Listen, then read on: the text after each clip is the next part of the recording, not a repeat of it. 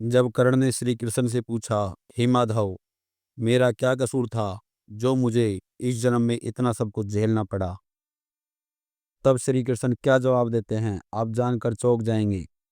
राधे राधे दोस्तों, मैं पुनीत कौशिक स्वागत करता हूं आपका मेरे यूट्यूब चैनल ज्योतिष ज्ञान केंद्र में। दोस्तों, आज की वीडियो आपके लिए बहुत ही रोचक होने वाली है। आज की वीडियो में हम बात करेंगे, जब महाभारत का युद्ध चल रहा था तो उसके अंतिम चरण में कर्ण का पहिया गड्ढे में धंस गया था। तब अर्जुन उस पर बाण चला रहे थे। तब कर्ण ने श्री कृष्ण से पूछा, हे माधव, आप ये अन्याय क्यों कर रहे हो? नियति ने शुरू से ही मेरे साथ अन्याय किया है, नहीं तो मेरा क्या कसूर था जो मुझे इतना सब कुछ झेलना पड़ा। मेरे जन्म लेते ही मेरी माता ने मुझे त्याग दिया।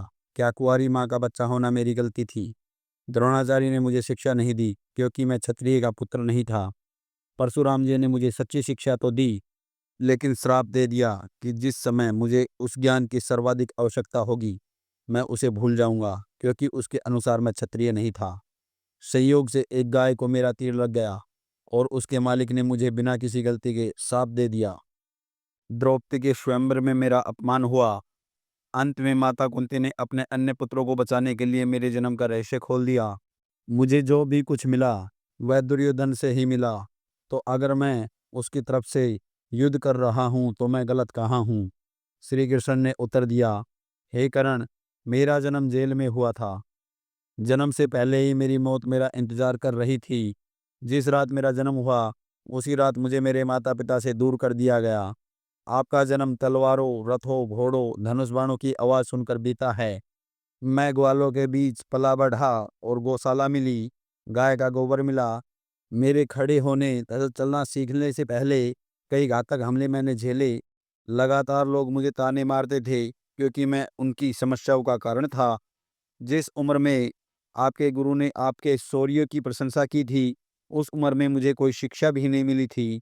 जब मैं 16 वर्ष का हुआ तो मैं ऋषि सांदीपन के गुरुकुल में पहुंचा। आप अपनी पसंद की लड़की से शादी कर सकते हैं। मुझे वह लड़की नहीं मिली जिससे मैं प्यार करता था और जो मुझे चाहती थी।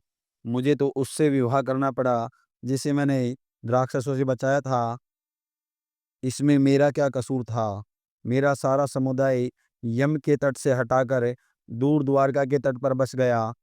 जरासंध से बचने के लिए मुझे युद्ध से भाग जाना पड़ा। उसके कारण मुझे कायर भी कहा जाता है।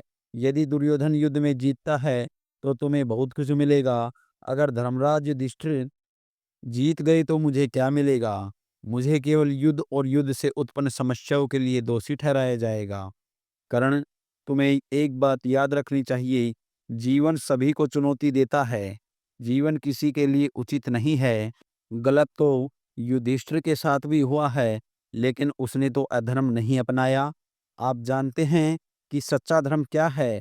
जिस चीज के हकदार हैं वह हमें न मिले तो कोई बात नहीं, कितना ही अपमानजनक क्यों न हो, उस समय आप उस संकट से कैसे निपटते हैं, यह महत्वपूर्ण है।